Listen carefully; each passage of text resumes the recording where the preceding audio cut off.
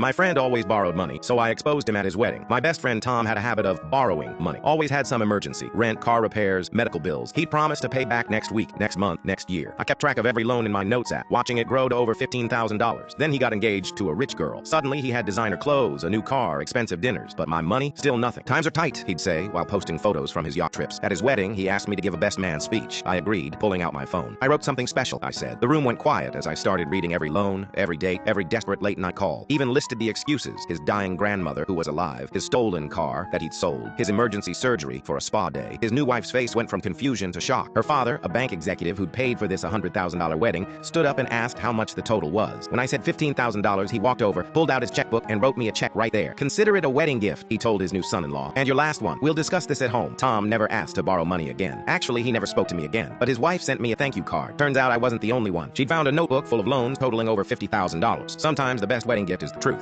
People who have witnessed a murder, what happened? I used to work night security at Pinewood Hospital in the psych ward. One night, a new patient arrived, a 17-year-old girl named Maya. She was different from our usual patients. Quiet, talented, the kind of person who makes you wonder why life can be so unfair. Her parents looked defeated when they brought her in. I overheard her mom telling the intake nurse she was top of her class, full scholarship to art school. Then the voices started. Maya would sit for hours in the common room, drawing these incredibly detailed birds in her sketchbook. Not just any birds, ones breaking free from cages, flying through storms, finding light. Her hands would shake sometimes, but the art was still beautiful. Dr. Reynolds was assigned to her case. Everyone called him the miracle worker. Young, charming, with that perfect smile that administration loved. His patients improved faster than anyone else's. That's all they cared about. But I noticed something. He'd write prescriptions without checking charts, increase dosages when patients complained of side effects. He'd dismiss concerns with a wave of his hand. And strangely, the nurses who questioned him suddenly worked different floors. On my third night shift, I walked past Maya's room. The door was cracked open, and I couldn't help but pause. The medicine makes my heart race, I heard her say, voice shaking. It feels wrong, like something's crushing my chest. Reynolds didn't even look up from his phone. I'm the doctor here, not you. Trust the process. That's when someone tapped my shoulder. It was Gloria, the older nurse who'd worked there for 20 years. He put her on 3 different medications, she whispered, eyes darting around to make sure no one heard. It's dangerous. These drugs should never be combined. The pharmacy system would have flagged it, but he must have overridden the warnings. I checked on Maya during my regular rounds. Her breathing seemed off, too shallow, too quick. Her skin looked almost gray. When I mentioned it to the night nurse, she just shrugged. Reynolds doesn't like questions. Last nurse who complained got transferred to geriatrics. That night, I kept walking by her room more often than my rounds required. Something felt wrong. Her face looked swollen, and her heart rate monitor was showing numbers that seemed too high. At 2:17 a.m., I was at my desk when Gloria rushed past. Get the crash cart to 2:14, she yelled. I sprinted after her. When I reached Maya's room, monitors were blaring. Maya was having violent seizures. Her back arched off the bed at an impossible angle, eyes rolled back. Reynolds arrived minutes later looking annoyed, like he was inconvenienced by being called in the middle of the night. What happened? He demanded. Her body is rejecting the medication combination, Gloria said, checking the digital chart. I told you these drugs interact. I know what I'm doing, he snapped. Just get her stabilized. The medical team worked for hours. By sunrise, they were still trying everything, but I could see in their faces. It was already too late. What happened to Maya still haunts me every single night. By afternoon, Maya was gone. Just like that, a talented, beautiful life erased. The hospital called it an unexpected medication reaction. Reynolds told her devastated parents it was incredibly rare and couldn't have been predicted. Gloria and I met Maya's parents at a diner. We showed them the medication chart, explained what Reynolds had done, how the hospital was covering it up. The lawsuit never made it to court. The hospital settled for $12 million.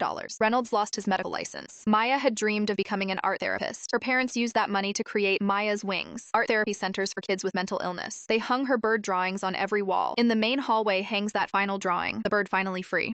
My boss fired me, so I ruined his life. I was the top performer at my company for 7 years. One day, my boss called me into his office. I'm sorry, but we have to let you go. When I asked why, he said, your mother's funeral took too much time off. My mom had just died of cancer 3 weeks ago. I was speechless. He continued, we've already hired your replacement. Clean out your desk by lunch. As I packed my things, my coworkers avoided eye contact. That night, I discovered my company laptop still had access to all file systems. What my boss didn't know was that I had documented every shady business practice he'd made me do over the years, falsifying reports, hiding losses, even deleting customer complaints. Not because I wanted to, because he threatened my job if I didn't. I spent the night organizing everything into a detailed report. I didn't send it to HR, they were his puppets. Instead, I sent it directly to our biggest client, the regulatory board, and the company's investors. Then, I deleted all traces of my access. 2 days later, the company stock plummeted 60%. A week later, my boss was escorted out by security. Yesterday, I got a call from the new CEO offering me my job back with a promotion and a raise. I took it, but requested one condition, that my first official act would be to implement a proper bereavement policy. Sometimes the best revenge isn't just watching someone fall, it's rebuilding something better from the ashes they left behind. My daughter was in terrible pain after her accident, but this nurse's response made my blood boil. I'll never forget how she smirked while my child suffered. She had broken both legs in a car crash, and the doctor said the next 48 hours would be crucial. The pain medicine they gave her only lasted 4 hours, and when it wore off, she would cry so hard she could barely breathe. Her whole body would shake, and it broke my heart watching her suffer. I started setting alarms 30 minutes before each dose. The night nurse would always say, "I'll get to it," but wouldn't move from her phone. My daughter would squeeze my hand so tight, tears rolling down her face, begging for help. I felt so helpless watching the clock tick by. One night, the medicine was an hour late. I found the nurse laughing in the break room, scrolling through social media. When I reminded her about the medicine, she rolled her eyes and said, "She's young. She can handle it." She didn't even look up from her phone. I lost it. I told her, "That's my 16-year-old daughter sobbing in pain while you're watching TikToks." I marched straight to the supervisor's office at 3 a.m., shaking with anger. The supervisor checked the records and found out the nurse had been forgetting doses for other patients too. She was fired on the spot. Our new nurse was amazing. She never made my daughter wait a single minute for her medicine, and even brought her favorite ice cream to help cheer her up. Sometimes I still think about how many other patients suffered because of that nurse's laziness. Being in pain is terrible, but being ignored when you're in pain is even worse.